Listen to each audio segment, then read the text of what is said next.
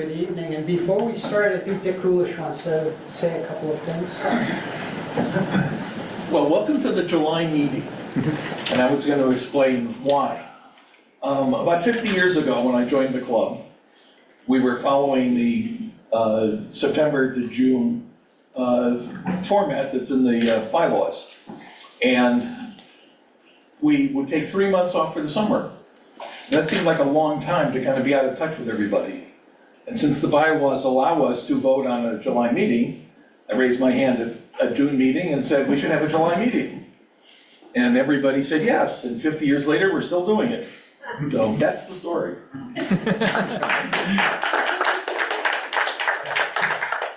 Appreciation and gratitude. Yes, Thank always you. remember me. All right, so the 9,765th, but the 976th meeting of the Amateur Telescope Makers of Boston. This is July 11th, 2024.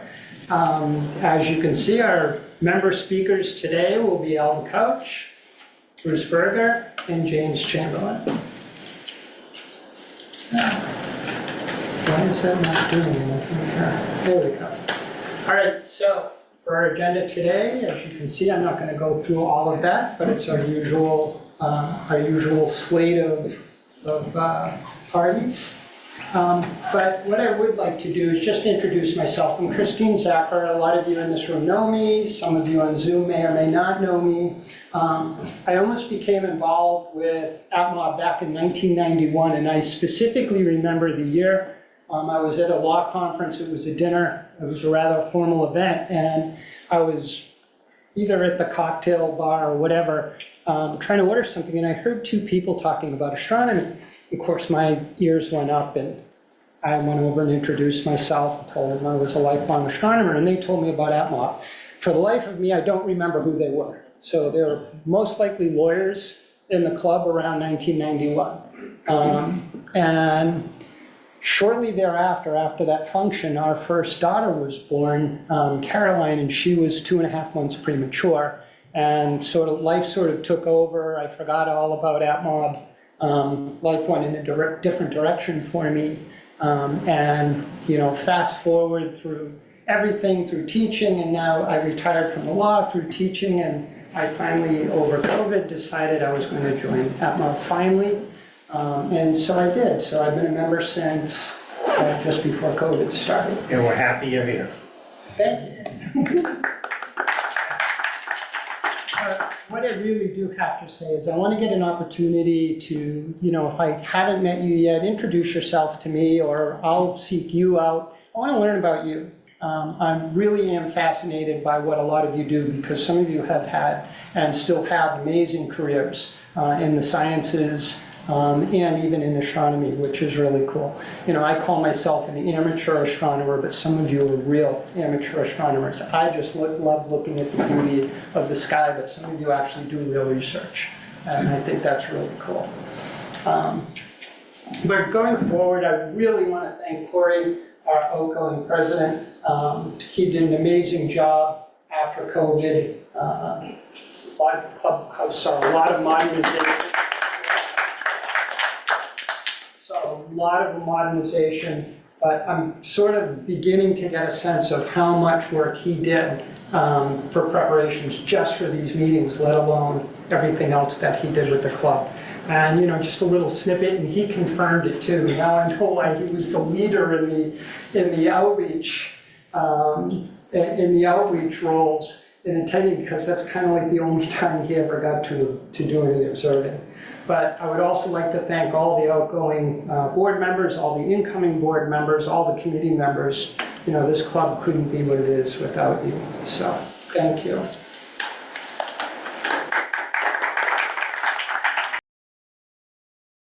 All right, now our observers. So, Glenn, are we able to join us tonight? Glenn, are you here? He is online, but he might be muted. Oh, maybe. So this is I don't know if you've seen this meme, kind of a spoof on the flat earthers, but this is what the Earth would look like if it was What telescope would they use? I don't know, but as you can see, as far as you can imagine. So That was Glenn's cartoon of The Earth's atmosphere would filter all that out. Next slide, please. That's a proper response. So here's a quote from Krista McCollum. Space is for everybody. It's not just for a few people in science or math or for a select group of astronauts. That's our new frontier out there, and it's everybody's business to know about space. And that's what one of the things I love about being in this astronomy club and all of you that are here. That's what we're all here for, right? So we can learn more and more about space, and we have the wonderful telescopes to use and our enthusiasm. And so I think we live Krista's words there. So that's pretty good. So onward, let's go to the first slide. So I think the first slide is a graphic of Venus. Venus is now in the evening skies, although you may not have been able to observe it just yet. I know we've just entered into summer, but as we approach the fall, the angle that the ecliptic makes in the evening skies in the northern hemisphere is very, very shallow. And that poses a problem for observing Venus during this evening apparition, at least early on, is that Venus, being very close to the ecliptic, is just grazing the western horizon at sunset all the way into the end of the year, which will make it quite a challenge to see in the evening skies. And despite the fact that it's pulling away from the sun, the orientation of the ecliptic is such that it never gets very high above the horizon at sunset. So what does that force us to do? Look at it in the daytime, right? Like I've always tried to inspire you to do. So get out there and find it in the daytime. It's actually pretty easy. You can see it in the 50mm finder-scope. It's easy peasy. And when it's bright, you can see it with the naked eye, especially if something like the moon is nearby. I know, Mara, you don't want to care about the moon, but if you were to want to see Venus. Venus is great, just don't mention the moon. Okay. Everyone thinks the moon is fine during the day. I was just looking at the moon in daylight yesterday. Day is fine. So that's why Venus's apparition at times is a little bit of a challenge, and it really does inspire you to get out and do daytime observation. But the rest of the planets are the rest of the planets. So next slide, please, Christine. So Mercury is about to reach greatest eastern elongation, 27 degrees away from the sun on July 22nd. I was out on the night of there was a beautiful little 2-day-old crescent moon in the sky, and just below it I could see Venus and Mercury in binoculars. Same problem with Venus though, it's not going to be very high above the horizon at sunset, making it a bit of a challenge. Solar conjunctions on Monday, August 19th, and then the greatest elongation west comes on September 4th at 18 degrees away from the sun, which is probably the best apparition, morning apparition at least, for the year. In the morning, in September, the ecliptic stands very high to the horizon in the east.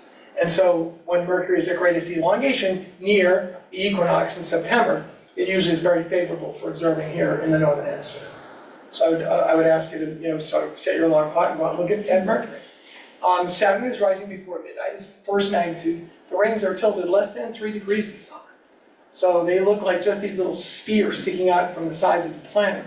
Opposition is on September 8th, but Titan transits are visible now that we're nearly looking edge on at the rings. So there's one coming up on the 16th, which is Monday morning maybe, early. Got to get up early to see it. And then again on August 1st, early to get up and see it again.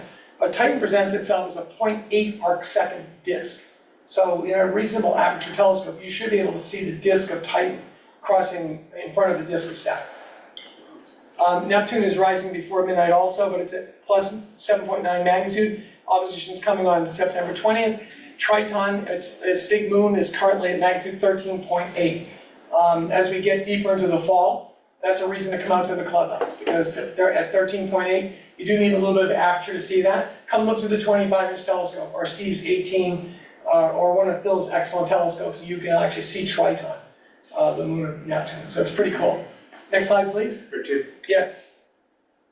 I should know this, but I don't. The angular diameter of Titan, how does that compare to the angular diameters of Jupiter's Galilean? At opposition, the Galilean satellites are a little over an arcsecond across. Okay, so they're bigger. They're bigger.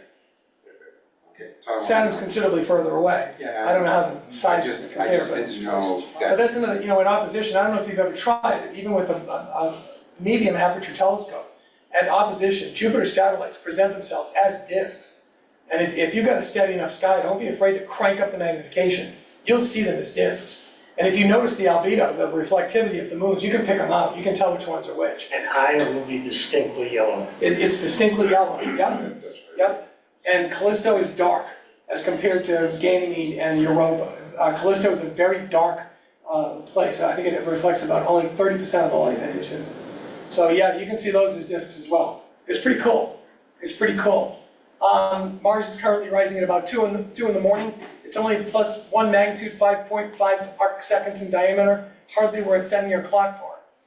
Uranus is rising even a little bit, about the same time, magnitude 5.8, opposition November 16th. Again, if you want to see the moons of Uranus, you can see those in a backyard telescope with an average aperture. You just need to crank up the magnification and hope for good seeing. But if you happen to be at the clubhouse and we've got telescopes out and about, ask us to show you, and we'll show you. I've always got Sky Safari in my back pocket. We can actually see which moons are which when we look at them. It's kind of fun. And then finally, Jupiter's rising at about 2:30 in the morning, magnitude -2, opposition is December 7th. And all these times are for right about now. And as the summer progresses, of course, they change. So when we get to September, it'll be observing these things will be a little bit easier. So the next slide, please. There are some Spica occultations coming up. Has anyone never seen an occultation of a star?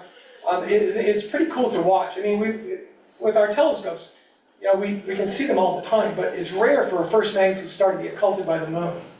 So there's one coming up on Saturday night, just before 11:30. Now the problem with that one is that the altitude of the moon and the star will only be about 6 degrees above the horizon. So in order to see this, you have to have a very good horizon to the southwest. Because it'll be really, really low. There's another one coming up in September, but that's just before 11:30 in the morning, which is a little problematic because of daylight. But you should be able to see a first magnitude star in your telescope, right? Find the moon first, and then I'll bet you'll see Spica in the daytime. But on November 27th, just before sunrise, there's a spectacular occultation. A small waning crescent moon will occult Spica in a dark sky. So that's the one to wait for, and cross your fingers for clear weather. But those are coming up. So the next slide, please, is the variable star of the month, T Corona Borealis. I just checked about 2.5 hours ago. There was a report on the AVSO. It was still at 10.4. So it's not an outburst just yet. Last month I was saying that we really only have those 2 data points are really just one observation, right? That 80-year period. So I dug a little deeper, and apparently in 1787, the English astronomer Wollaston did see an outburst. Speculated that really strongly that he saw an outburst.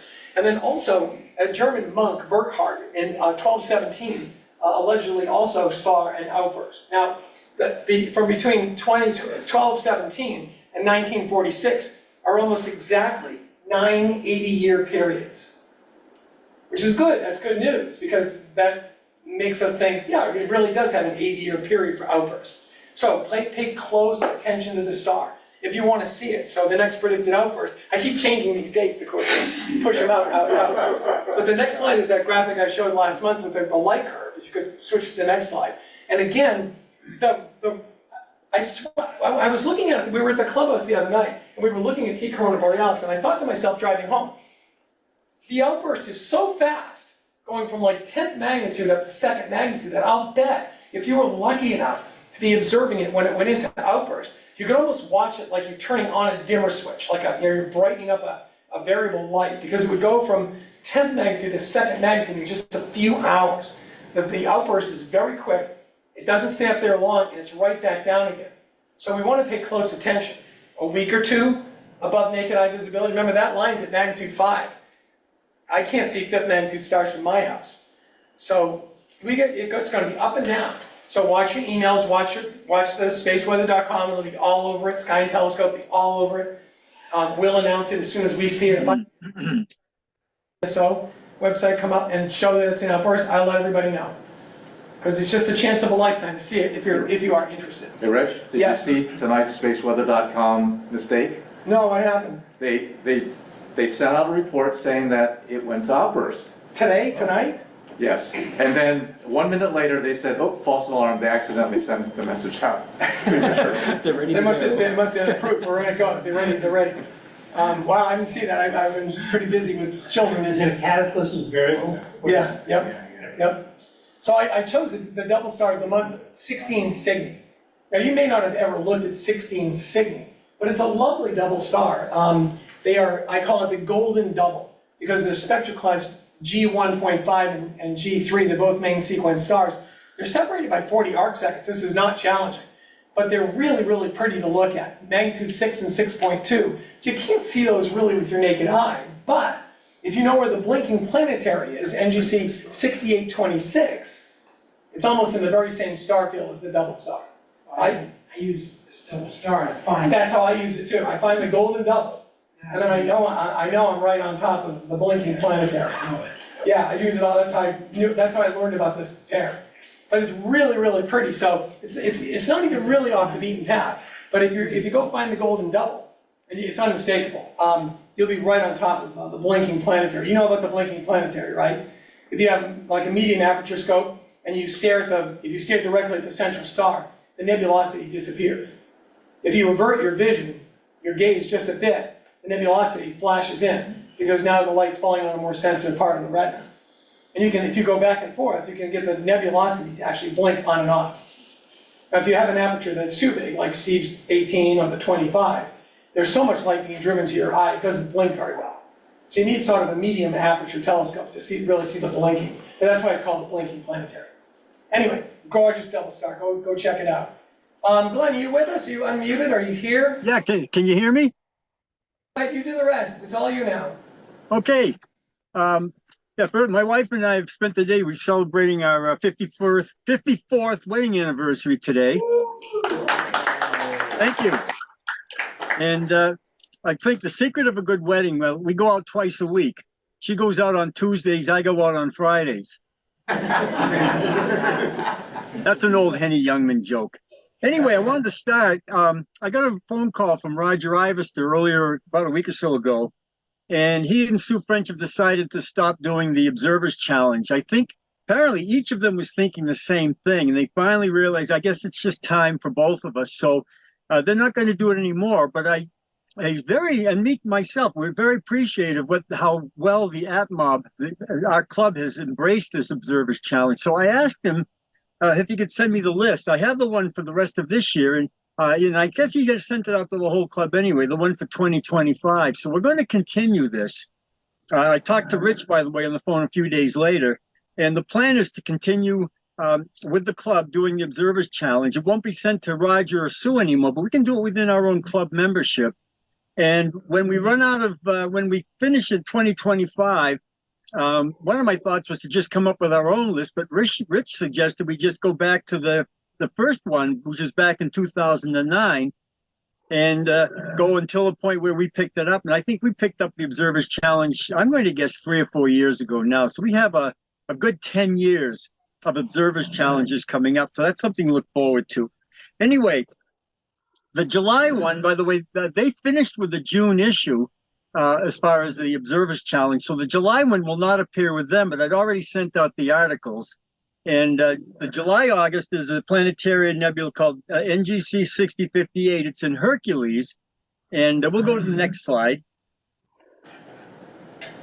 And there's Mario's image. It's about a 13th magnitude planetary nebula. It's about 24 by 21 arc seconds, about the size of Saturn's disk. And here's Mario's image. And then we'll go to one that Doug Paul put out. Now, the one on the left is Doug's current image. And you see the central star right there. It's about 13.6 magnitude. I wasn't able to see it with my 10-inch scope. And I included the one that Doug Paul put from the last month. This is the preliminary image he sent. And I put it there because I want you to notice its location. It's located in a triangle of stars. And there are stars below that triangle. It forms a Y-shaped asterism. And I put it in that particular position because the next slide is my sketch is seen through a 10-inch telescope. And you see that same group of stars. And then there's stars trailing down below that form the letter Y. It was very small in the 10-inch scope, rather, very small, but very, very noticeable. And you really want to use as much of a magnification as you can. I had my best view with about 208 power. Well, anyway, that's this month's Observers Challenge. It's nice planetary nebula again. Now let's look at what's coming up. In August. It's NGC 6703. Its location, and I haven't had a chance to see it yet. Once the moon left the sky, we've had this hazy summer murk, so I haven't had a good chance yet, a good clear night to check it out. It's about an 11th magnitude galaxy, and it's rather small. It's about two and a half arc minutes across. It's a lenticular type of galaxy. And I just wanted to, so I can't tell you much about it, except it's north of Vega and a little bit above the star 13 Lyrae. But in the picture, if you look in the center there, in Doug's picture on the right rather, the middle there, that's the galaxy. And if you look above, to maybe the top part of the screen, there's another galaxy. It's NGC 6702, and that's about 13th magnitude. That is a small elliptical galaxy. So there is two. So I'd say for the visual observer, the challenge might be to see both of those galaxies if you can. That second one is very faint. Again, I haven't had a chance to look at it. Rich, have you seen this one before, or anybody in the club? I have, and what I was going to suggest was that orangish colored star at the top of Doug's image is 13 Lyrae. That's a good jump off point. And if you look, Christine, do you have a pointer? Is there a red pointer? Oh, maybe this will work. This might work. Nope. It's a studious. Oh, no, don't worry. He'll use the gap. There's the old-fashioned pointer. So you start up here at 13. There's this meander of stars that just kind of makes this like turn like that. It's a really distinctive little pattern of stars. And so if you get to 13 Lyrae, which is pretty easy, you can just follow down this arc of these stars to that galaxy. And it's not as faint as it looks. This one's really faint. That's the 6702. And although you can't see it on here, I think it's this right here.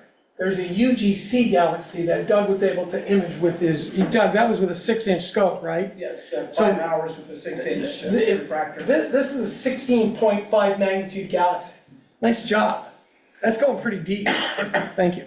But so this galaxy is actually, 6703 is actually easier to find than you think it is. And it's always fun to see a galaxy in Lyra. What? Lyra? Summertime? We don't expect galaxies in the summer skies. Of course, the sky is filled with galaxies. And it might be a challenge, but it's relatively easy to find. Just follow that little stream of stars and you'll have it. And I think the next one is Barnard's galaxy. Now, this is a September challenge. This will be a toughie. I don't know the exact year, but it was discovered by E.E. Barnard around the turn of the 19th century. So it's a relatively recent discovery compared to most of the objects that we look at. It's fairly large. It's about 15 arc seconds across, which is half the apparent diameter of the moon, and it's a 9th magnitude object, so it's very faint. And my plan for looking at this one is probably at Stellarphane. I know Steve is in the audience there. If Steve is showing up at Stellarphane like he usually does with that 17-inch scope, I'm going to bug him for a look at it because I'm not even going to try it around here with a 10-inch scope and magnitude 5 skies. This one's going to need dark skies to be able to see, but that's the September challenge. And I'll just close again by I just want to thank the members of ATMoB for being involved so much in the Observers Challenge. And I know Rich and I are more than glad to keep this going for the club. So I just want to thank you all. Have a good summer. Hope to see some of you at Stellarphane and keep looking up. Thanks, Glenn. Hey, before I make room for the outreach report, that hot pixel up here in Doug's image, that green hot pixel, see it up there? When you get tired of looking for this, go up there, that's NGC 6818, the little gem. And it is an absolutely gorgeous planetary nebula. Look how green it is. That's a beautiful planetary. So if you get frustrated with Barnard's galaxy, which really does need it, you need a dark sky for that. Go just skip and a hop up and go look at that planetary. It is really pretty. Yes, sir. Suggestion, since these won't be the objects of the month going forward, won't be listed anymore with Roger. How about on our website, we have a page just and list the objects of the month going forward. Yep, I'm sure we could do that. Right, Maria? Well, Maria's here somewhere. Make it Glenn's job. He's got nothing else. Oh, Glenn's job. Yep. Thank you very much. Be glad to do it. Perfect. Rich, Yes, would you point out Barnard's on the image on the right there? yeah, Yeah, that smudge low down. I'm not so sure you even need an aperture for it, you just need a dark sky. I think you might be better off with a medium aperture and low power, but the dark sky is really essential. With aperture, you can make out individual stars. Oh, really? Oh, nice, nice. I've seen it only once, and I think it was either at Cellophane last year, or more likely it was in Maine, under the dark skies up in Washington, Maine. It'll look like a faint, open cluster. Yeah, sure, just like a faint glow. Yep, No, an open cluster. well, with aperture, right. Aperture. Cool. That's depressing news. All right, so that brings us to our speakers for this evening. We have 3 tonight. We have Alva Couch, followed by Bruce Berger, then followed by James Chamberlain. But let me introduce Alva Couch. So Alva's going to be talking, or the title of his talk is In Search of Fresnel Diffraction. So Alva is the current secretary of ATMoB and serves as the Toomey Observatory Manager. He is a longtime observer and joined ATMoB in 2019. You're retired? Not really. Not as a... I'm on leave. As a on-leave professor of computer science at Tufts University, astronomy is one of his many hobbies, and I can attest to that. So Alva explains that his talk tonight is about alternative photographic processes, that of augmenting his 30 years of pinhole photography experience with Fresnel zone plates. He will share his experiences incorporating both of those with modern APS-C sensors, such as the one found on a Canon EOS M6 camera, and how this led to a series of questions about the scope and the limits of pinhole and zone plate photography on the Canon EOS. He will share his results and processes, which in turn led down a path of making his own zone plates on a 50,000 DPI film mask printer and making custom holders for those zone plates on the ATMoB's 3D printer. His talk documents that journey and some surprising discoveries, including that certain practices documented for zone plate photography do not work as expected. So we welcome Alva Couch.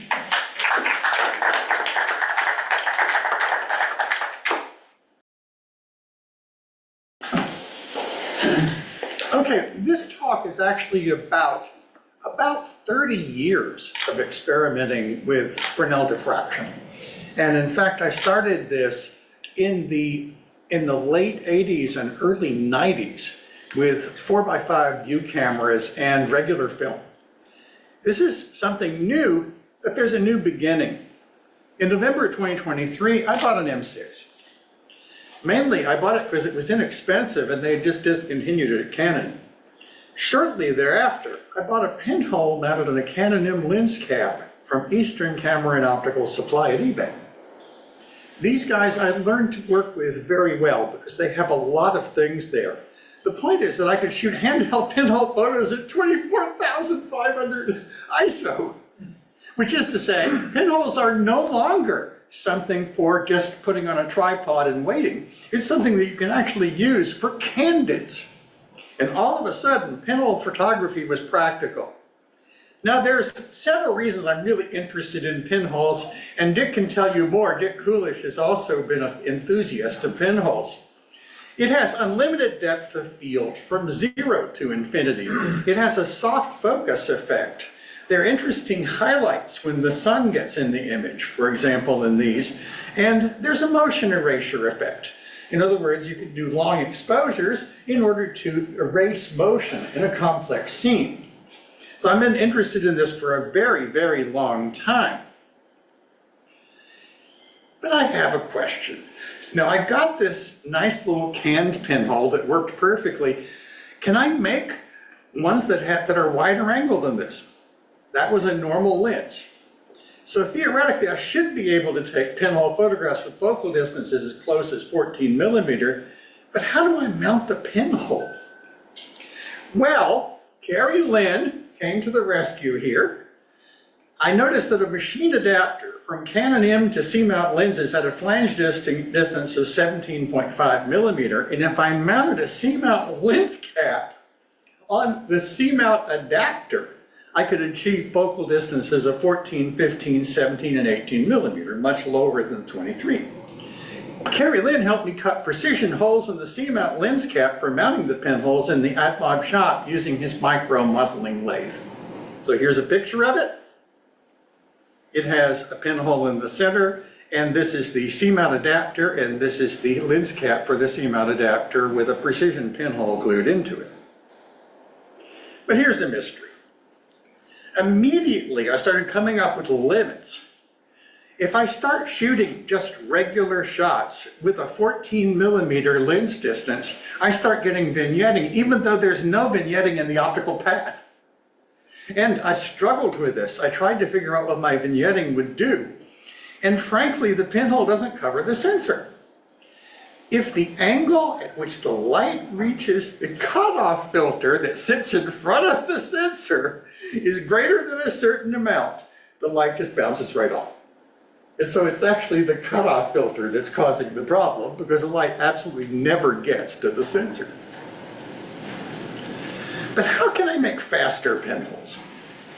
A Fresnel zone plate, or just a zone plate, creates a larger effective aperture while preserving the properties of a pinhole. For example, the property of infinite focal distance, and also soft focus, etc. A zone plate is a set of concentric zones of light and dark whose boundary radii obey the following equation that you can look up on Wikipedia. That equation is dependent upon three things: the number of the zone boundary, the wavelength of light to focus. In other words, zone plates focus one wavelength of light. And F is the distance between the zone plate and the sensor. So, if in fact I did that, I could make these. Now, it turns out, I'll tell you how I did this, but these are the actual zone plates that I used for experimentation. And the scale here is each of these is 1.2 millimeters. The reason I could get away with this is that I had access to a super high resolution digital printer that would actually print things with a 0.7 micron feature size. And so there are 4 different kinds. There's a zone plate, which has a pinhole in the middle that is the same as the recommended size for pinhole. There is an inverse zone plate without a hole in the middle. It actually uses the odd harmonics rather than the even ones. There's then a pinhole sieve, which has a pinhole in the middle, and then a bunch of pinholes on the zones in the zones. And finally, a photon sieve is the same thing, but with no center pinhole. Now, these are the actual ideal pictures of the zone plate I used, but you'll see that if I do photomicrographs of them, I can't do nearly as good a job. These are ideal. The secret of this is fine line imaging. This is a company that makes masks for PC boards with a feature resolution of 0.7 microns and a dot resolution of up to 50,000 dpi. It has extremely high contrast, and if you would like to see a plate, I brought one with me for show and tell after the meeting. I can show you an actual plate from that system. And it is extremely high contrast. But the bad news is, the laser printer only understands Gerber RS-274X printer language, which is an obscure language for PC board layout. Now, I had to learn it. It was a proprietary format. It was generated by CAD tools. I tried all of them. None of them did what I wanted. I ended up writing a monster Python program to talk directly in RS-274X. And then I could feed that directly to the printer that they have at Fine Line Imaging, and I could get my result. Now, this is what a plate looks like. You can take a look at one. This is a 10 by 10 inch thing. It's divided into a bunch of 30 millimeter by 30 millimeter squares, each of which has one of these inside of it. In other words, I can do 64 experiments on a single plate. I have just printed my second plate, and I'm still working on the contents of my third plate because I don't yet have 64 experiments to do. It costs the same amount whether or not you have 64 experiments or 10. So I'm waiting for that. Now then, how do I position zone plates at different focal distances from the sensor? I took Corey Mooney's course. I downloaded the SCAD files in Thingiverse for a Canon in-mount lens cap. I modified that for pinhole holders for focal distances of 15, 18, 22, and 25 millimeter, and then I augmented that with macros, with macro rings. So I actually have I have 32 millimeter and 38 millimeter lenses as well. But here are some results. Now, this is the actual pinhole. This is actually a photomicrograph of the pinhole itself. It's not perfect, but it's pretty good.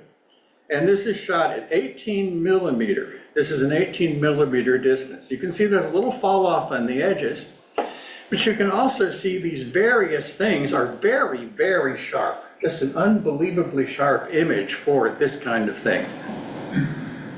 Now the zone plate is going to add a little bit of fuzz. It's going to add more fuzz than I really like, but I'll show you how I get rid of that later. But it has a halo effect. And I really like the halo effect in taking pictures of very bright objects against very dark backgrounds. If I invert a zone plate, nothing changes. Now you might have thought that I was using that pinhole in the middle, but if I invert the zone plate, I am using pure Fresnel diffraction.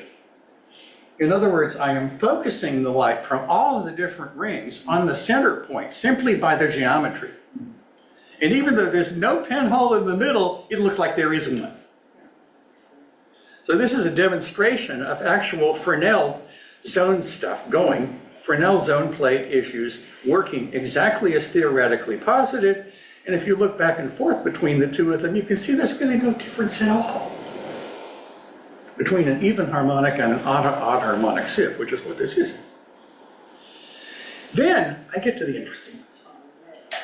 Now, I just about broke the printer with this one, because as I was building these things, I was putting out a tremendous number of features, and this printer is not actually designed for 100,000 features on a particular plate.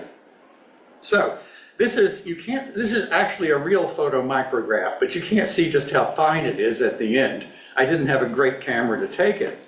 This is a much milder effect that I find much more pleasant. It doesn't give me a 4-stop gain like the other, it gives me more of a 2-stop gain. But still, the effects are much more subtle, and actually, this is a keeper. This lens really works very well, but then I got a bit of a surprise.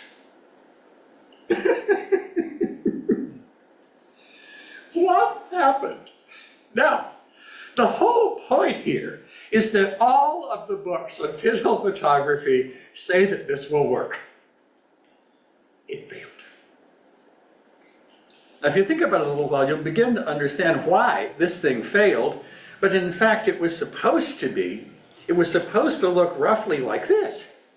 After all, the inverse and the zone plate look the same. This was a big surprise because all the books say that you can do this. And you can't. It dereses.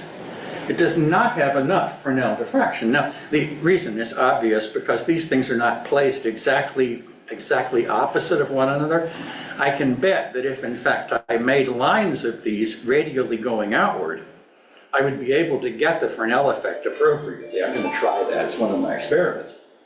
But it just does not invoke Fresnel diffraction the way it should.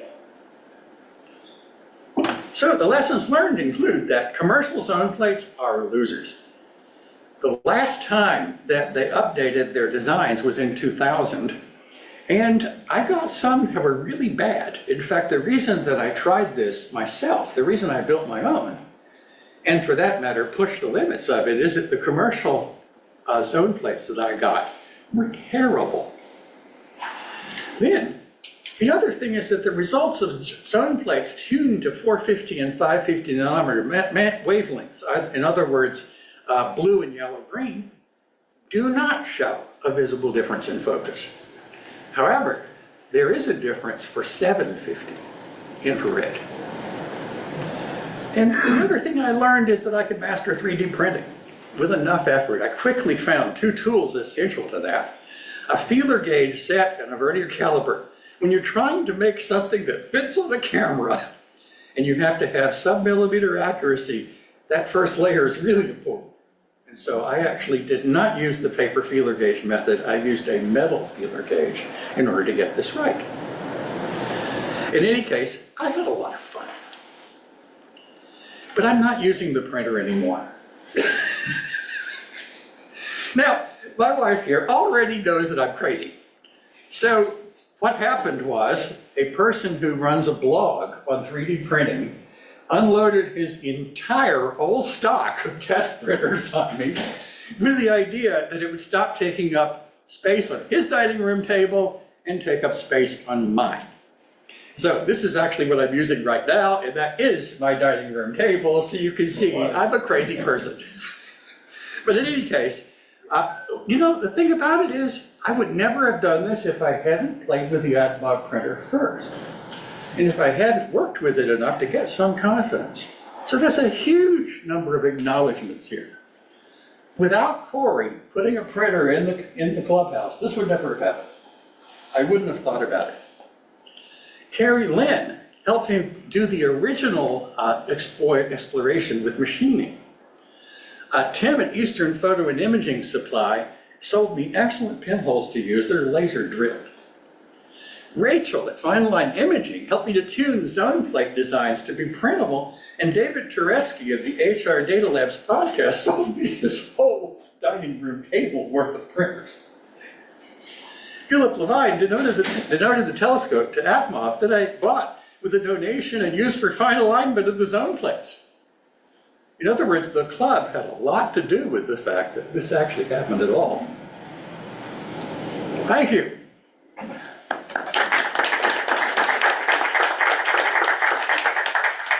Yeah. A few months back, I read reports about Fresnel lenses, really large ones, that will be used for telescopes. I was intrigued by that. Based on what you're saying, are those going to be practical? Well, I'm looking at them, and in fact, I do have a design. I broke the printer visualization software trying to make 1,000mm one. The point is this: if you're doing X-rays, these are the way to go. And there are some really nice academic articles that I want to actually try for the focusing of X-rays using this particular technique. Are they practical? Well, sort of. Now remember, I'm limited to a 10 by 10 inch plate here on this, and I pay a fortune to go above 10 inches. You know, the film is available, I pay a fortune. I have tried to print one. I actually broke the software. I was trying to make 1 million feature lids. You know, I was trying to do something with a million little dots on it, and it was beyond the software's ability. Is it practical? Sort of. You don't ever get a huge gain over the original pinhole. You get about a 4-stop gain. That's it. That's all you get. No matter what the size? No matter what the size. Interesting. Because there's a limiting function. If you think about it a little while, there's a limiting function. I can build it, but I'm going to get down to the resolving power of the printer pretty darn soon. And right after that, I'm going to get to below the wavelength of light. So there's an absolute limit on how big you can make these things. Make sense? You have to use X-ray lithography to do it.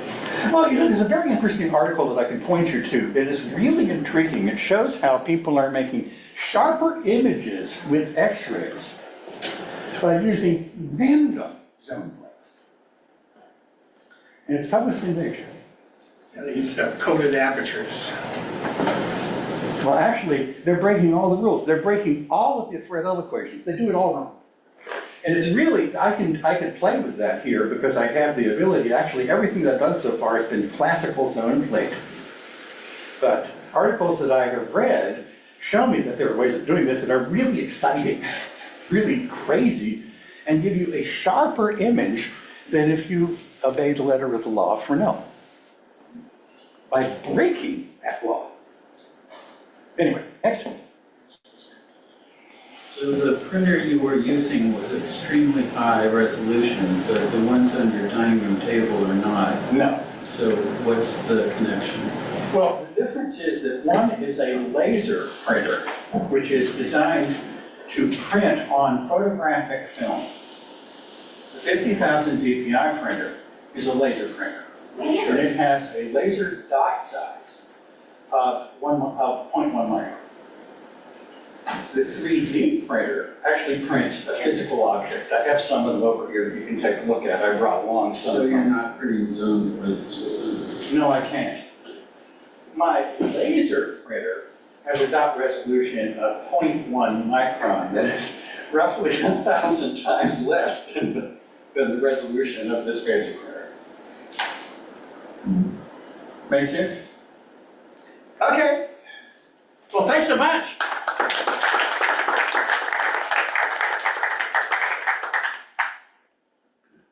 Thanks, Alva.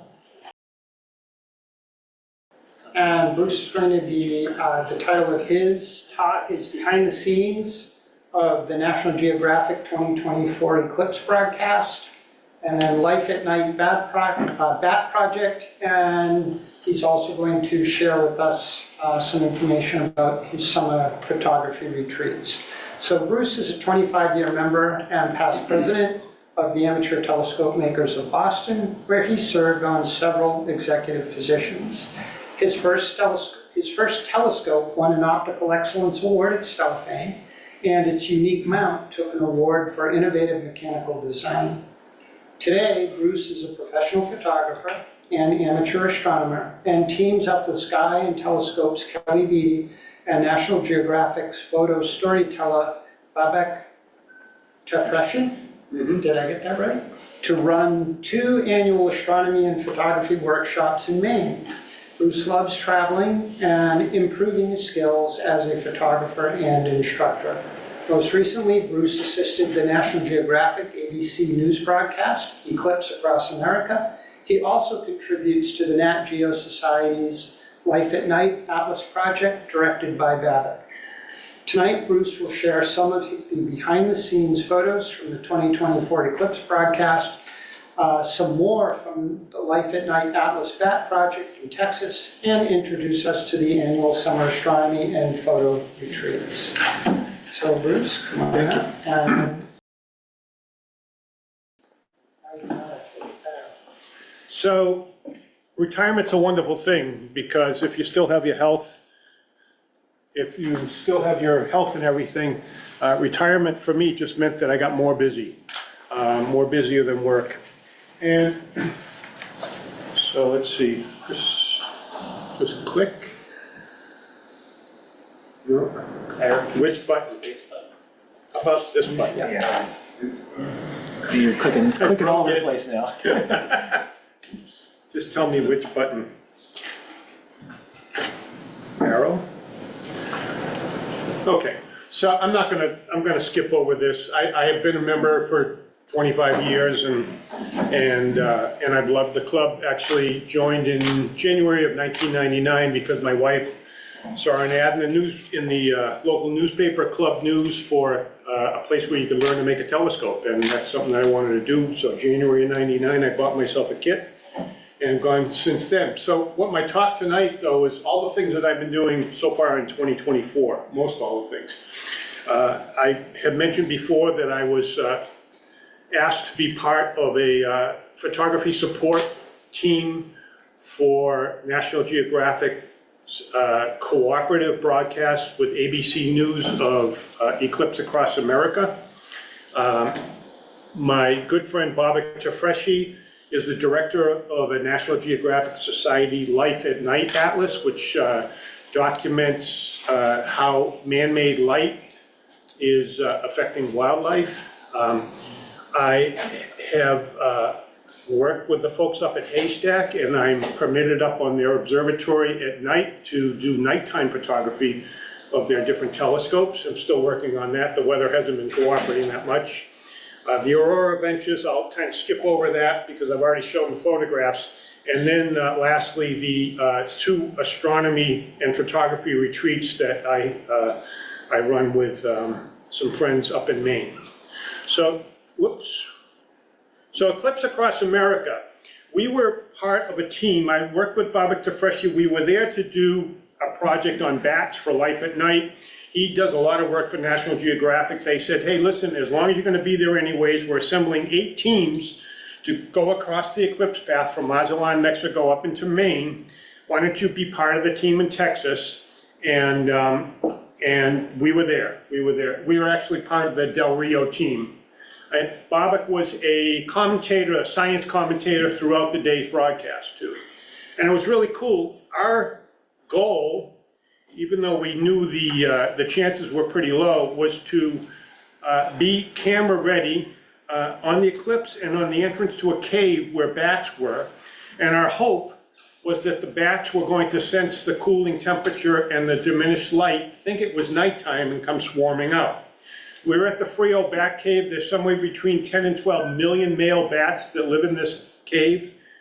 They're Mexican free-tailed bats. The reason they're all males are this particular species of bat mates earlier in the season. Once they mate, the females go off, have their babies, and they're in their own cave, and the males are segregated in their cave. So we were there, and this was part of our team. Chad was the ABC producer. There was me, Baba. Taylor McKay was a contractor for National Geographic, amazing videographer, also with drones. Austin Mann, if you've ever seen the iPhone photographs that are the whole side of a building, I mean like 10 stories tall, especially when they were first introducing the iPhone, that was Austin Mann's work. He's an amazing photographer. And Nate Luna was the technical guy, set up the satellite links and stuff for our location for ABC. What you see to the left there is that's the cave. That's the Frio Bat Cave. That's where they all come out. And we actually got to go inside that cave during the daytime. It was pretty cool. Saw lots and lots of bats.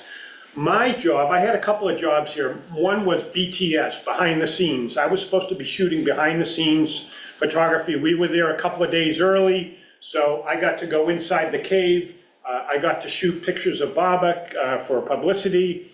I got to shoot all sorts of behind the scenes stuff. Some of it was used in the broadcasts. Some of it's used on the Nat Geo website. Most of it wasn't used, it was just thrown away, which I found out is the case most of the time. One of my very important jobs was there were 2 cave-ins in this cave that we were at. There were 2 holes in the roof, basically. And our goal was to set up a camera or 2 shooting the eclipse totality through the hole in the roof. My job was to go there the day before and figure out exactly at the right time where the sun was going to be. And you can see here, there was an old sign and a rock. That's where the cameras had to be, and that was on the left side there, that was the camera frames. One other thing that I did was I actually manned the camera that took these 3 photographs. We had really, really cloudy weather. We were supposed to have 4 minutes and 20 seconds of totality, but in reality, we had about 15 seconds of clear totality. These 2 photographs on the right both appeared on the National Geographic website. I share credit with Babak because it was his camera, but I was on the trigger and I was focusing. We had tracking devices set up, but we didn't even have clear enough sky to do like to set the trackers up properly. So they were off. By the time the sky cleared, they were off. So I had grabbed a 600mm Nikon Z8 camera with 600mm lens on a tripod, and I hand aimed and shot the 2 right pictures. So that was pretty cool. Another thing I'm involved with is the Life at Night Atlas program with Babak. He started this a couple of years ago. He's the director.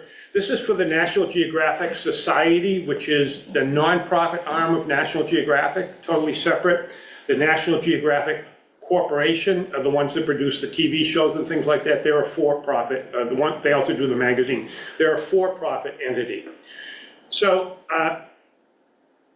Babak brings together, he's telling visual stories of wildlife at night. He's put together teams across the globe of night photographers and biologists and filmmakers and light pollution specialists, and he's producing stories about how the various species relate to the night sky and the dark environments. I've been honored to work with him on this bat project. Before that, I've done some other work with him on that, and we have an upcoming project. In fact, we just got the dates today.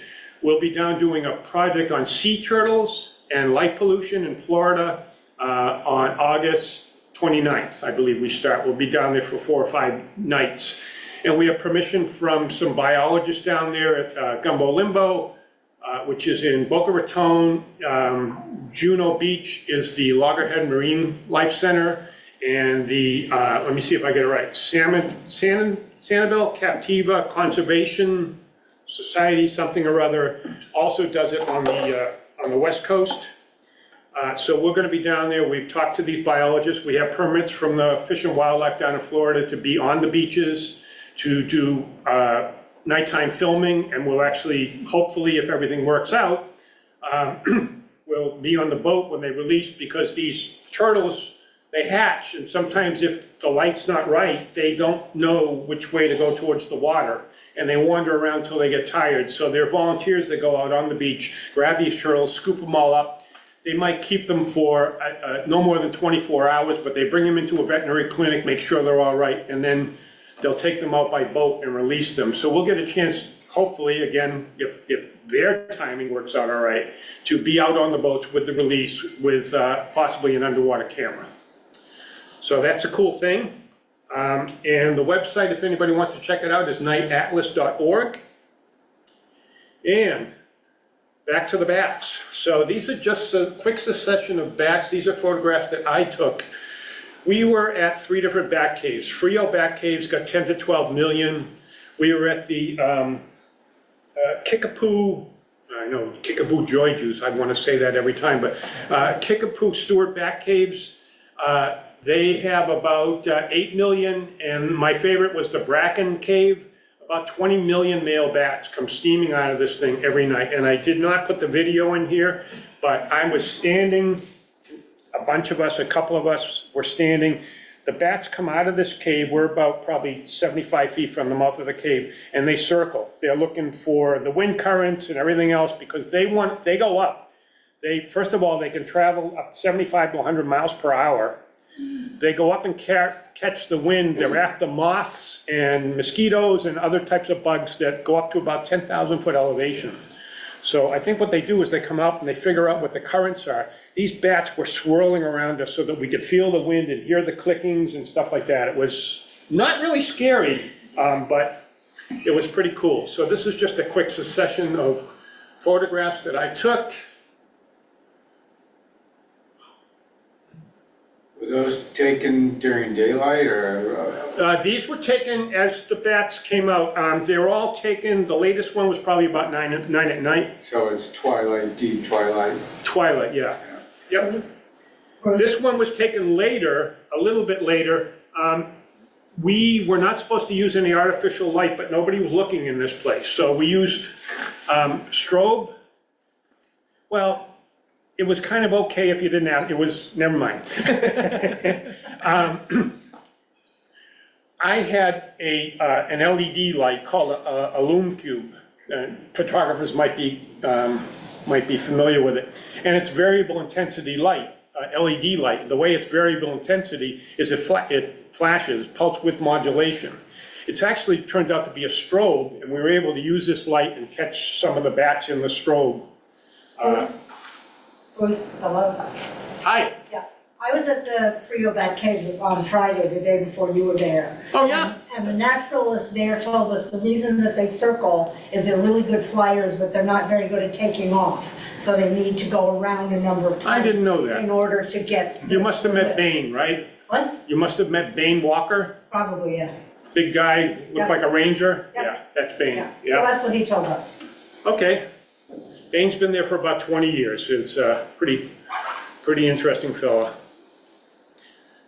My other project more recently that I've been working on is Haystack. I've been up there many times. We used to be able to go up there at night. Now they put a gate up there. and they don't allow cars up there at night, and I asked why not, and actually got permission to go up there at night. I have a code for the gate, so I can drive up there at night now, permission from Lincoln Lab. And I've been up there several nights. Unfortunately, the weather, I've got a very small window of weather. I'm looking for the moon to be right. I'm looking for clear skies and then my travel schedule. So these are all photographs, they're scouting pictures. This is a scouting photo of the main antenna at the top of the hill. And this is just taken with my iPhone, I believe. This is so light polluted that I sent this over to Tim Brothers, who's working with security there and facilities, to see what they can do to contain the light pollution. They've been putting new bulbs on their building, new light fixtures, like the ones across the street from our clubhouse. If they ever turn those on, this is what it would look like, yet they're supposed to be dark sky friendly lights. I like actually this photo better because I took this during the day with my motorcycle. I always thought that was a cool picture, right?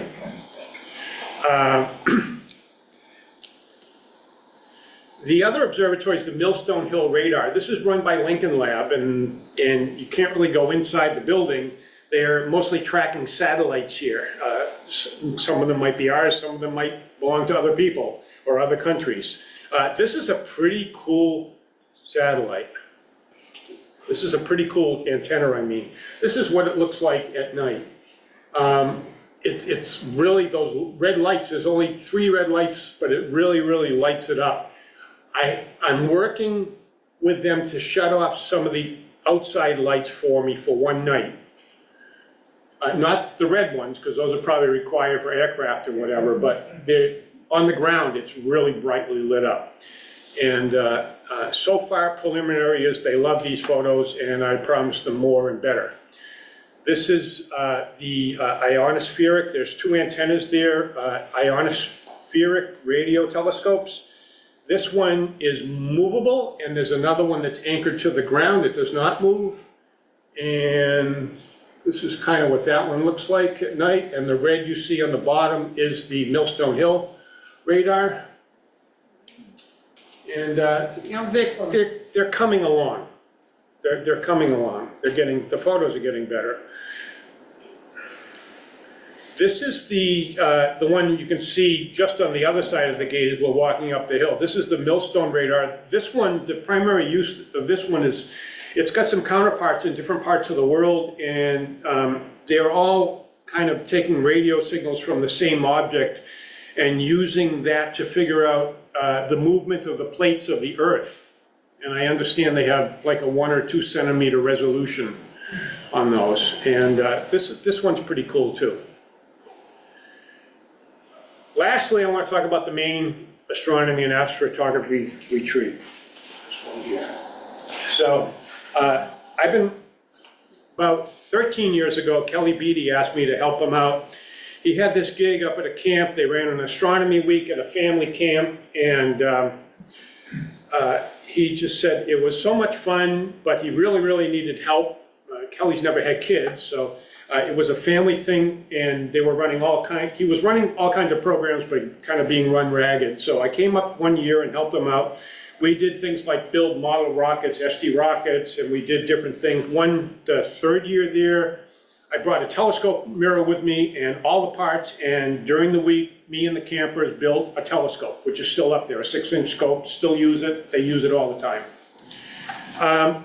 We had some more serious astronomers come up during one of the family weeks and said, hey, what about, can you do this like without the families? Because then we don't have kids running around with our expensive gear. And the owners of the place were very, very open. They had another property across the street, a retreat center, and they said, they brought us over there along with a couple of interested people. And the next year we came up there, and what was the farm and the grazing land for the cows was now a flattened field, a gravel observing field with some extension cords out there, and they said, this is it. So that first year we had 11 people.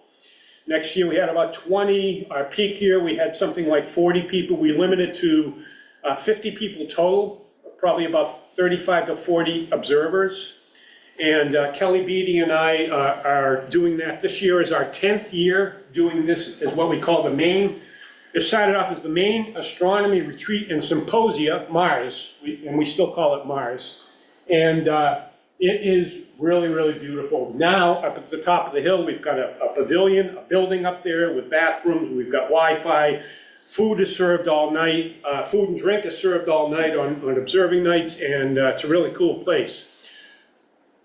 About 7 years ago, I asked my friend Bobak Diffraction to come up and do a session for people that want to do nightscape and astrophotography.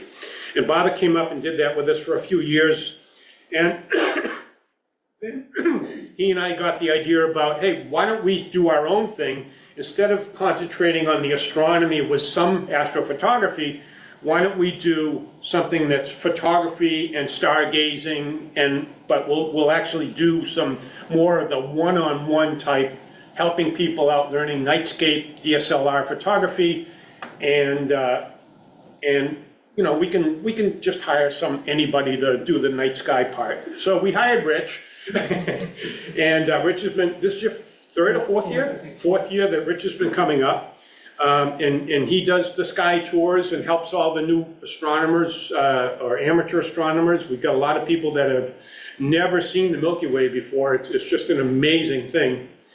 Bobak runs nightscape classes, and I help people with their gear, and I also do, I help out with the nightscape photography and also help people with their deep sky photography.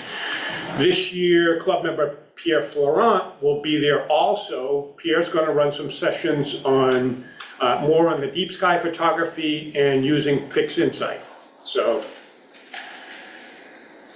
some photographs of this. So this is the dates for the second one. The first, whoops, I went the wrong way. Okay, so the first one, actually the second one this year is September 2nd to the 8th. I should have put these in the other order. And the first one is August 26th to September 2nd. We've had some club members. Doug Paul's been a couple of times. Rich has been there. Mario's been there. Al's been there. I don't think anybody else has. Oh, Ken's been there. Ken and Sarah have been up there. So it's a pretty cool place. Yeah, people have a lot of fun. The skies are really beautiful. They're very nicely dark. Better than here, that's for sure. I want to show you a video. Where did that go? Is that still on my stick? This is a video. Some of this is time-lapse shot by Bobak. Some of it is Lucy McCormick. You see some aurora there. We do get aurora, not like we had on May 10th, but we do get aurora almost on a regular basis. And it does say, yeah. So this is from last year. Sorry, I'll have to have those dates taken out. And this is our facility. This is our farmhouse, which is new. Our skies are really, really beautiful up there. We're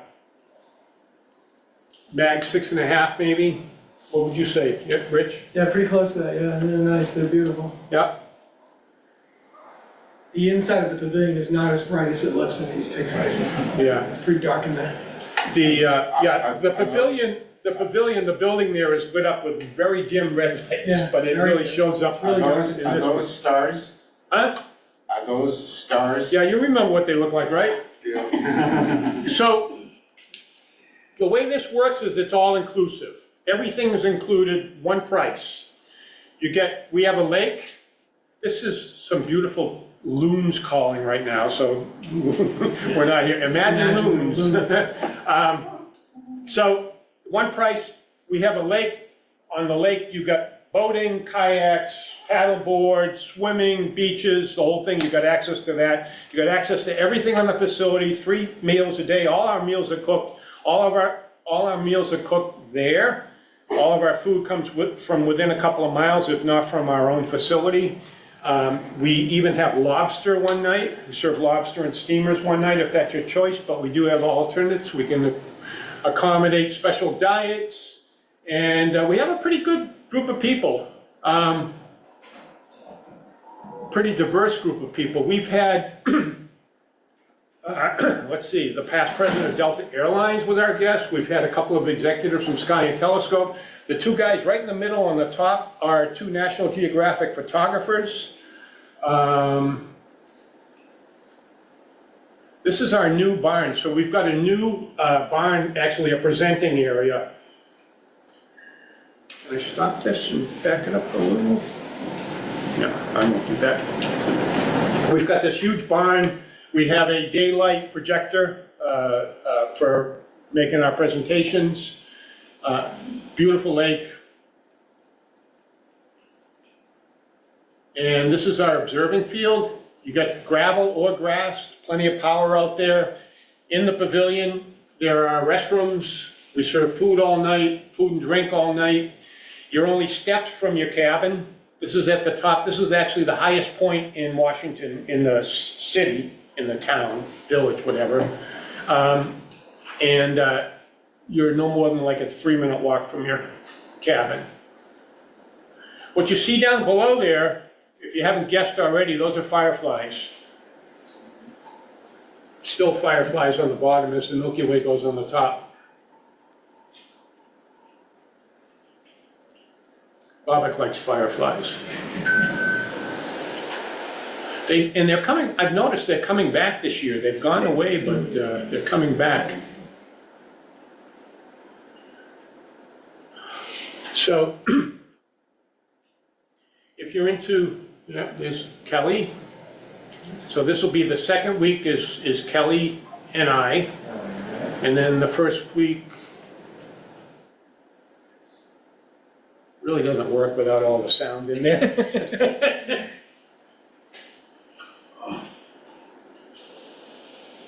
Getting audio working is a production. What's that? Getting the audio to work is a production. You have to. Okay, I didn't understand. So this is our indoor. So this is daylight. Our projector, Bobak's very fussy about how his photography is shown. The daylight, the screen we have and everything is just, we've got a 10-foot wide screen and a daylight projector, and it's just beautiful.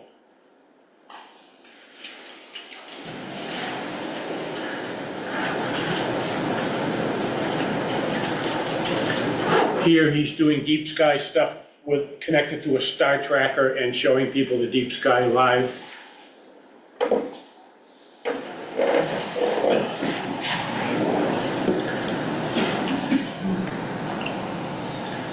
Wish I could make it go faster.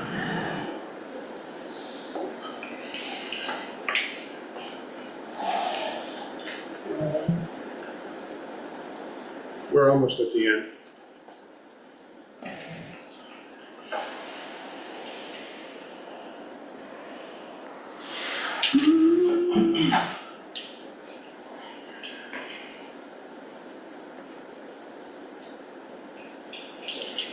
Again, these dates are wrong, but I do have some brochures on the back table if anybody's interested. There's some QR codes, and what I will show is, people always ask, what is the tuition? So, you can scan those codes. Again, this is all inclusive. The one that Bobak and I do, we have less people, but there's a lot more one-on-one instruction. We hold your hand, we show you how to work with your equipment. And everything is included. That's the end of my presentation.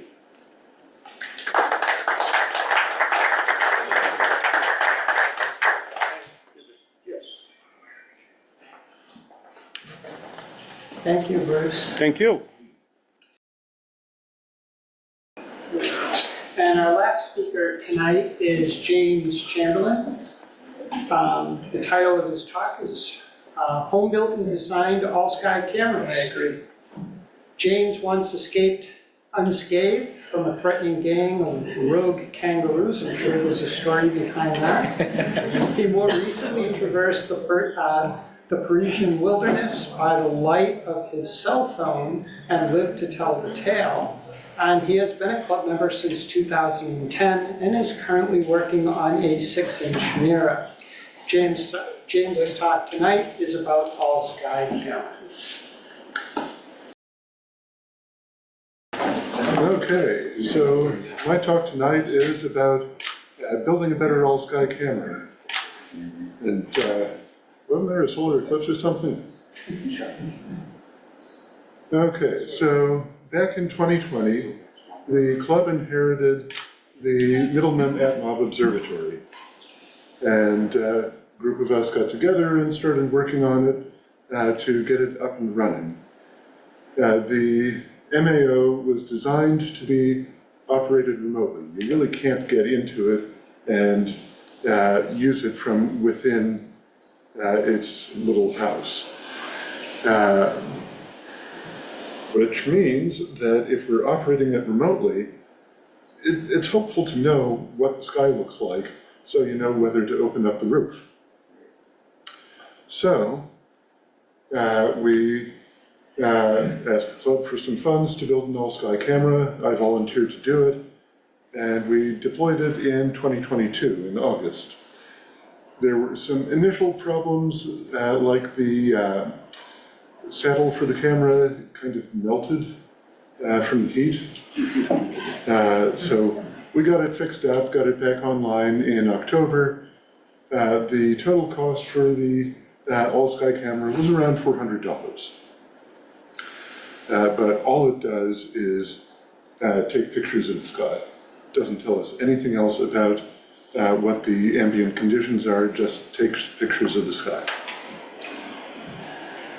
So, coming up to the eclipse, I said, you know, I'd like to do it more than that.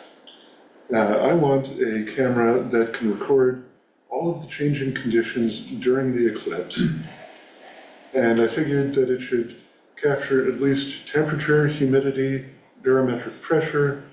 Its time and position should be accurate so that I could make statements later about where I captured these things. If I could, I wanted to record something about light pollution levels, and I wanted a way to characterize the sky conditions in terms of cloud cover. And since I haven't done any soldering since the 80s, I didn't want to do any soldering. So, this is the design. This is what it looks like. I actually brought the box with me. It is right here.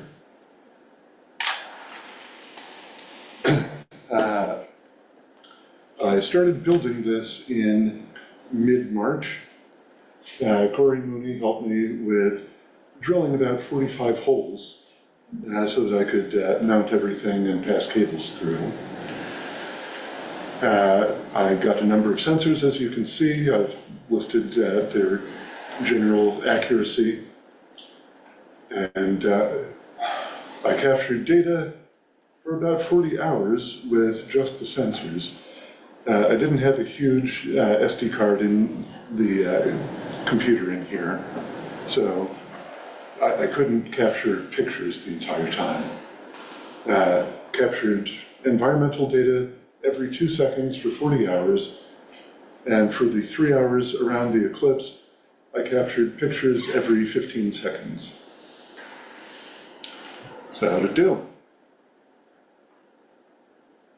Well, so we've got a very quick time lapse here from the eclipse.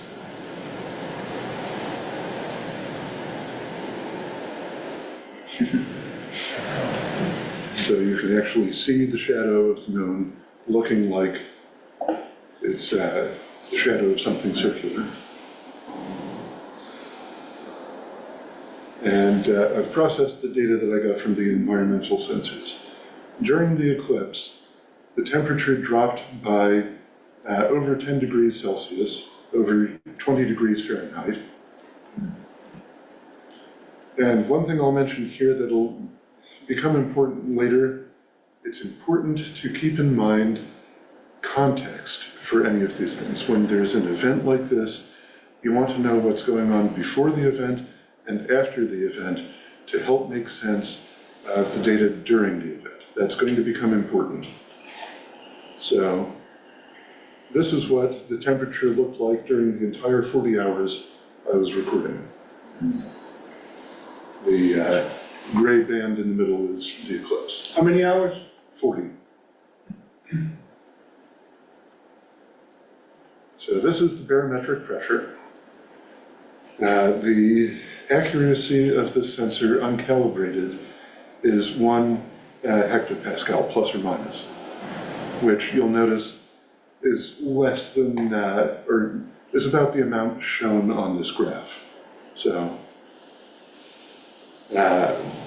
we can see a nice looking curve here, but that's within the error bars for this sensor. But it's also, as I was saying, important to keep in mind the context of this. Over the 40 hours, this nice curve looks less like it's the product of the eclipse and more just what was going on.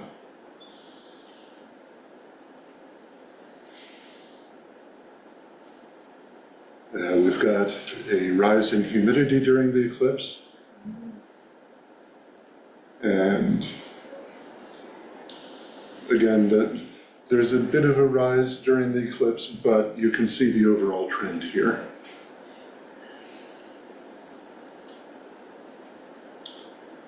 And then we have this lovely light graph. I recorded the lux from the sun during the eclipse. And this is not an idealized curve. This is what the data actually was.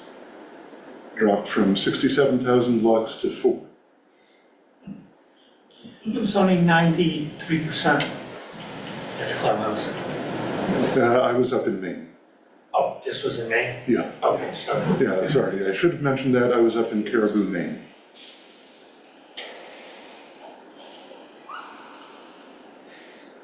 And there were some clouds earlier and some clouds the next day.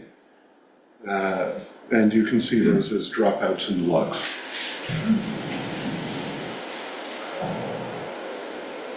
Okay, so here's the really interesting one. So one of the sensors on this all-sky camera is an infrared camera. Records 110 degrees by 75 degrees in about 3-degree blocks. So 32 pixels by 24. This is something I took later. I changed the camera, or the lens rather, on my all-sky camera to be close to the field of view of the infrared camera to prove to myself that the IR camera can actually see clouds. I should mention why that is. Clouds heat up during the day. The sun hits them, they warm up, the water vapor warms up, they emit heat as infrared light, and that infrared light is detectable if you point even an IR thermometer at the sky. The clouds will look warmer than the clear sky. So take a look at this.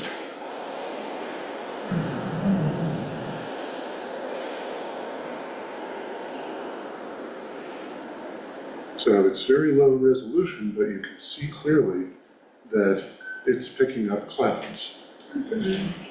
And what I get out of the IR camera is not this image. I get a series of temperature measurements, a matrix with 768 total measurements of the sky's temperature in degrees Celsius. I had to translate that into pictures and then into animation.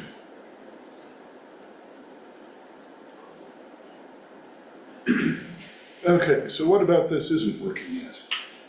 It's not watertight. I haven't sealed it up. I put this together in a hurry, so there are separate scripts that record the environmental data and take pictures, and the pictures aren't getting tagged yet with the environmental data. That's something that I want to do so that you can either look at the picture later or have a computer just grab the data out of the pictures, EXIF headers, and be able to tell when the picture was taken, exactly what were the conditions then. That's not done quite yet, but I know how to do it. I found code online that will take the lux sensor and turn it into a pseudo sky quality meter. So that would help me make statements about light pollution where this thing is set up. One important thing I discovered is that the dome that I got for the IR camera is not transparent to long-wave infrared. I was working in a hurry, and I got a dome that said, oh yes, we work with infrared cameras. They meant infrared security cameras where they have infrared lamps that throw light out. They work with that. That's not long-wave infrared. I realized that ahead of time when the eclipse was coming, so I took the dome off for the eclipse. Let's see. Yeah, and one other problem that's a little bit harder to work on is that domes trap heat. The infrared camera is supposed to be measuring heat, so as the air in the dome heats up, it affects the IR camera. So that is something I need to figure out how to compensate for. Okay, so some lessons learned throughout building this. When you're buying a case that you want to put an all-sky camera in, make sure the lid of the case is flat. You can't put a dome on something that's not flat. It's awfully nice if your case has a plate inside that you can mount stuff on with screw holes and things like that. It's really convenient. Mine doesn't have that. When you are selecting domes, the measurement that you will get is the diameter of the dome itself that does not include the lip of the dome. So you need to make sure that you take that into account when figuring out if your case is going to be big enough to hold the domes. I've already mentioned about the acrylic domes not working for long-wave infrared. One difficulty that I realized just before the eclipse happened is that the lux sensor can only record data to a certain point. If it goes over a certain lux value, then the sensor throws an error. And if I wasn't doing anything about that error, then I wasn't recording any data. Realized that just before the eclipse because it was happening. So a friend of mine and I quickly adjusted our code and said, okay, well, if we're getting this error, we'll just record the lux value as -1 because that's not something the sensor would ever report. And then we'll go back later and fiddle with the data to make it look right. The sensor boards, and this was an annoying one, they have green LEDs on them to tell you that they're powered on, and you can't turn them off. But you can either cut them off or remove the solder or put electrical tape over them and deal with it in that way. The last point here wasn't really important, it just meant I needed to run off of a power outlet. Okay, so feature enhancements for this thing. It's running on a Raspberry Pi 3B right now, which for those who are not familiar, it's a credit card-sized computer. There is a newer model called the Raspberry Pi 5. I want to switch to that. It has more memory, has a faster CPU. That will let me do more things.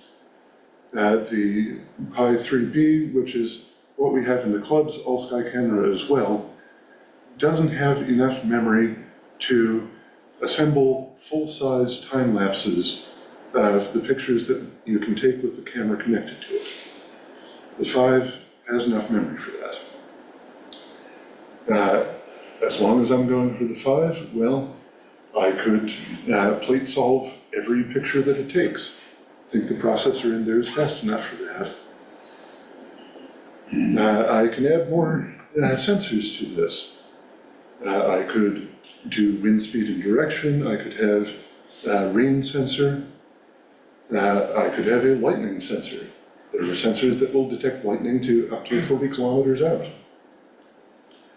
I could add an ADS-B receiver so that when flights go overhead, we can tag in the photo the airline and flight number.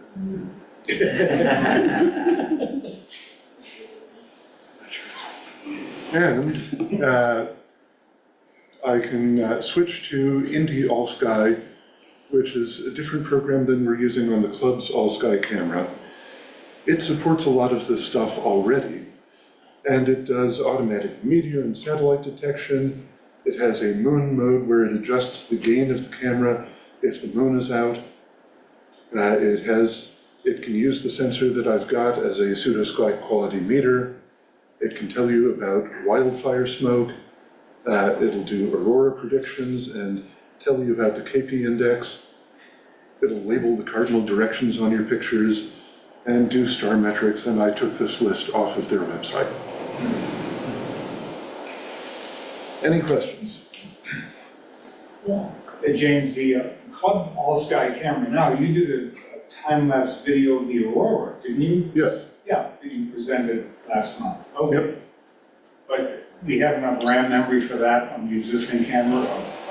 Well, so on the club's camera, in order to do time lapses, we do 2x2 binning, which makes the pictures smaller, and therefore it fits in memory. Mm-hmm. So with more memory on the computer, I could do it at full size. Yeah. Is that still on the website, by the way? Yes. It is, okay, It you should can be. still access it? Yeah.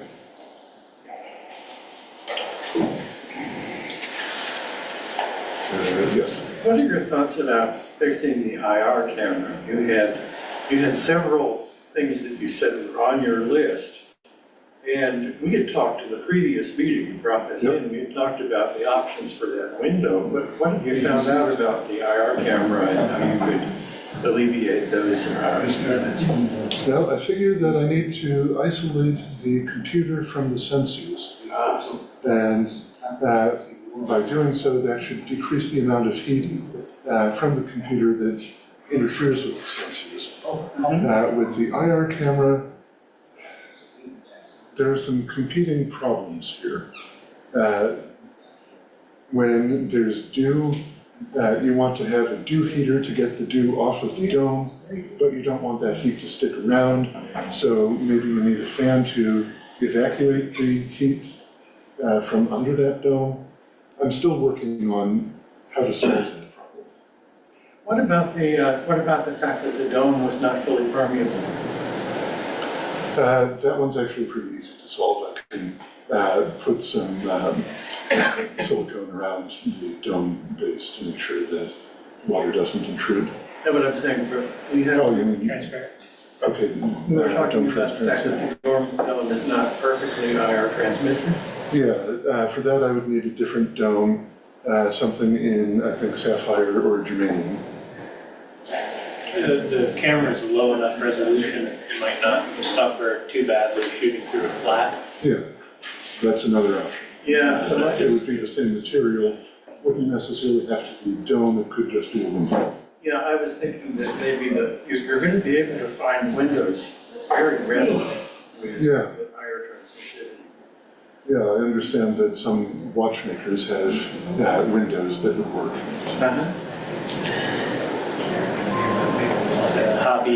Hobby laser cutter, eBay land has some IR optics too for a commodity price. We did a quick search and it turns out people do make IR transparent domes, but they're different missiles. Which is also part of why you can't get high resolution IR cameras. Yeah. So I am working with a vendor, or at least I've suggested to a vendor that FLIR makes a higher resolution IR camera than this one that would be useful in a project like this. So what are your future plans for this? Are you gonna go into business manufacturing these, or are you gonna put it on, open? Well, I've started putting together the information on my website. Once I've got it in a state where someone could actually understand what I've put on there, I'll send that out to the club. So you're gonna make this freely available to the public? That's my plan at the moment, yeah. Very nice, thank you. James, do they make, going back to your IR camera, do they make remote lens IR cameras? I know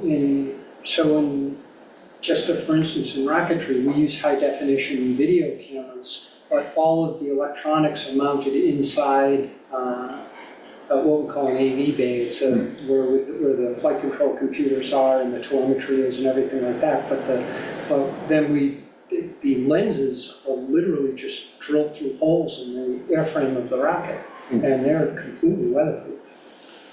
I haven't seen that for this, but I haven't looked at very many sources. Anyone else? Okay, thank you very much.